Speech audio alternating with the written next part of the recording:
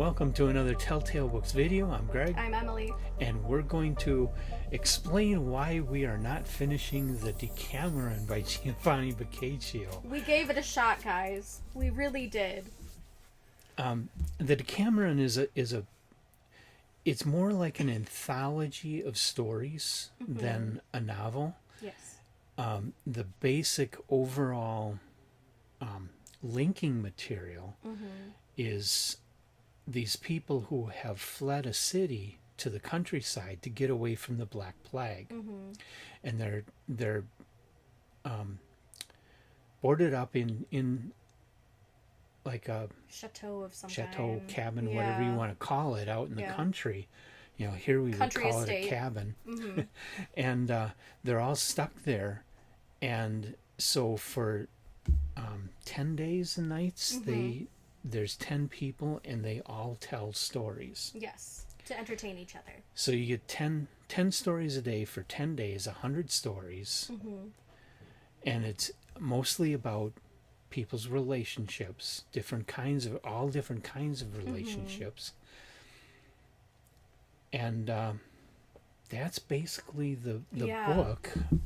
I got to second day, eighth story before I got to decided. second day number 6. Okay. So 16 of the we stories. both got about I don't know, how far is that? Not Maybe quite, not a quarter of the way through the book. Maybe. Yeah. And we said, this is boring. Yeah, it is. And like, it's not like the stories don't have interesting things happening in them. So the first day, they just kind of do like a overall, tell us an entertaining story of something you may or may not have heard. So it's kind of a little more gossipy, a little more eclectic. And then by day 2, they decide that they're going to feature themes. So the first day wasn't as boring to me as when they started doing themed work, where it's just more of the same but from different perspectives. And so, yeah, after a while, I just was kind of like, they're kind of blurring together a little bit. And maybe it's because I was trying to read too many at a time. I don't know. But I just felt like they weren't described very well. But you brought up an excellent point about plot. Go ahead and... Well, one thing I'm noticing, I've been reading some other works from way back then. This was in the 1300s, I believe. I also read The Song of Roland recently, which was a poem written in around 1090 approximately. The style of writing back then is less character focused, less individual focus. So the stories don't call out a character and follow that character so much. I mean, something like The Song of Roland is following Roland, but it's not like really digging into his character at all. Instead, the story is more about focusing on the events that are happening, not so much the people that are caught up in them. Not the purple. Yeah, so you got people and there's names, and you get a little bit of personality, like some guy will be characterized as being greedy or something, but nothing deeper than that. Yeah. And what is focused on is just what's happening. Like I was making the point of, like, if you were, I don't know, at a barbecue and one of your friends walks in and he says, I just saw this thing happen out there where this car went around the corner and just totally lost control and careened into another cars and pedestrians were running. You know, it's describing the events. Ripped in half? Like what? Yeah. It's describing the events and not giving you any of the character behind the events like you would in today's novels. And so they become kind of detached and distant from very cardboard human feeling. beings. Yeah, it's so, if you've ever read fairy tales, they're written that way too. Less deep about the character, even though there's characters involved. The fairy tale focuses more on the events of the tale than the character and feelings and stuff like that. Yeah. So very different from our style of writing today. And that makes it very hard to enjoy. Yes. Yes, it is very cardboard. It is very, it's almost like reading a textbook. Mm-hmm. And one of the other issues we ran into is trying to find a translation that actually made sense.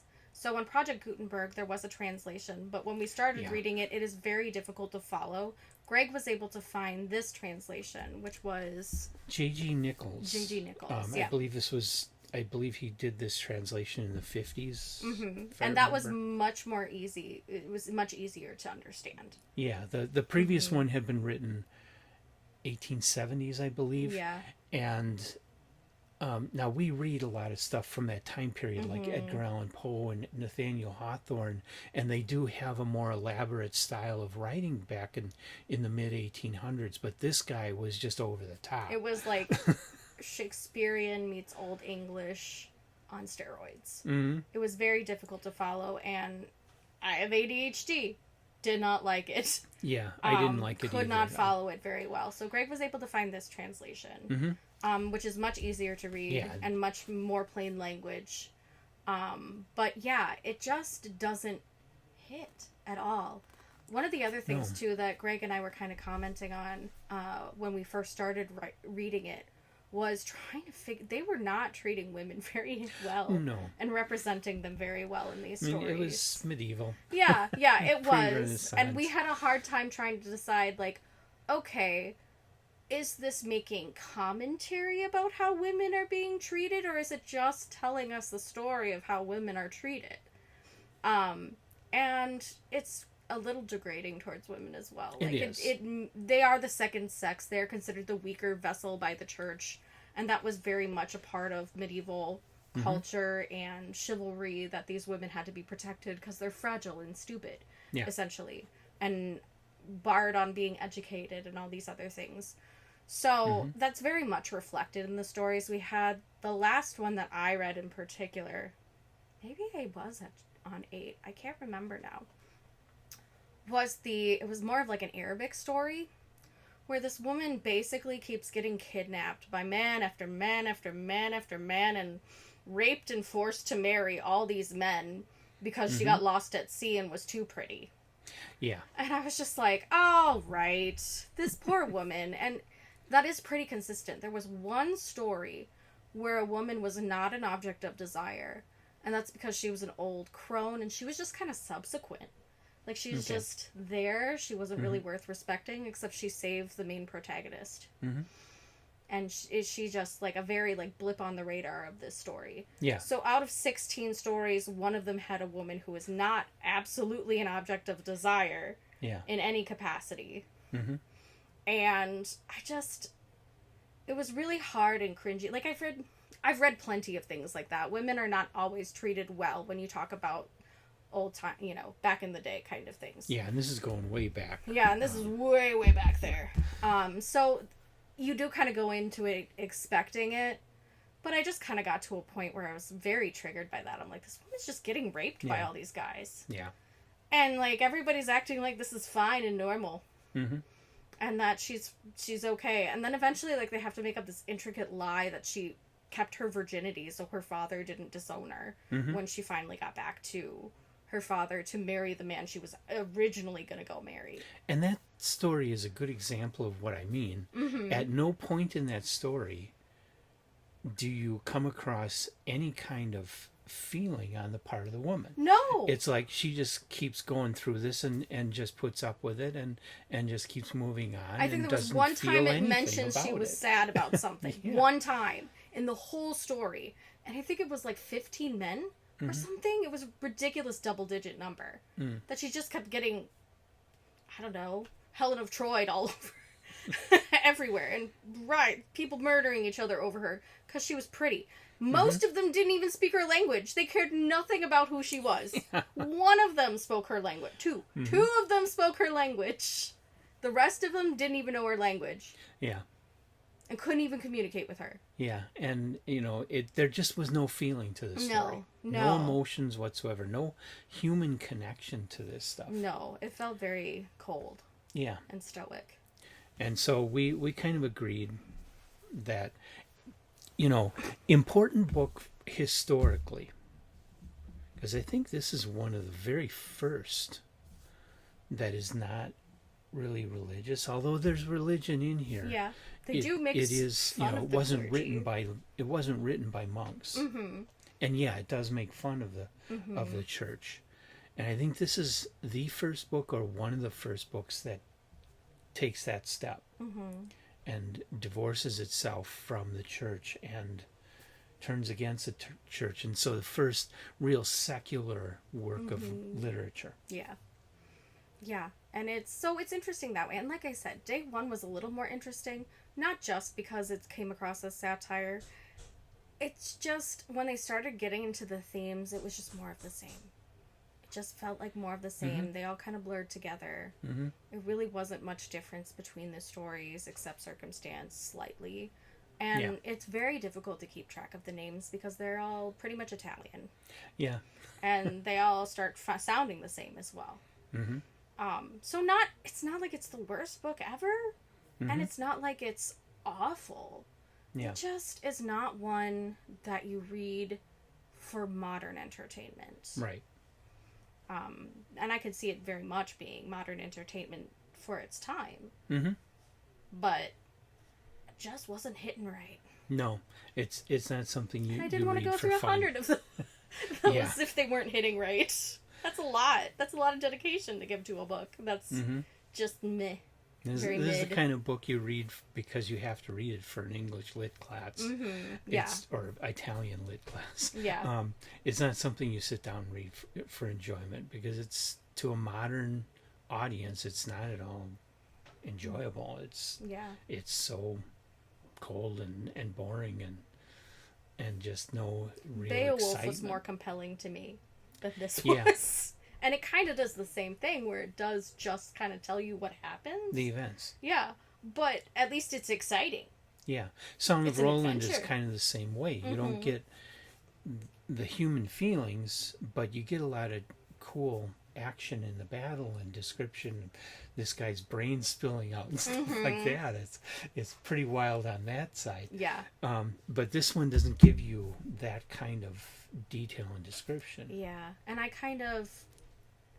it did almost feel like the Epic of Gilgamesh. I had very similar feelings when I read the Epic of Gilgamesh. Not that 2/3 of it is missing. Yeah, like 2/3 of it is missing, and like it really just tells you what happened. There's no more than that. Yeah.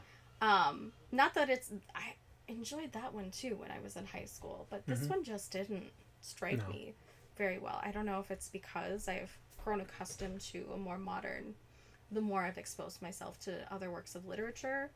I usually love dry and boring. I read textbooks for fun. The Silmarillion is one of my favorites. Yeah. And it's basically a textbook. But yeah, it just wasn't, it didn't strike me as something that was incredible or really important that I had to finish it.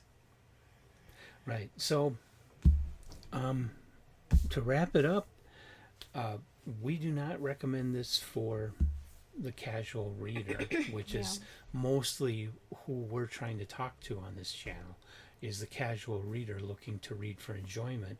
The Decameron is not something I think you should pick up for that.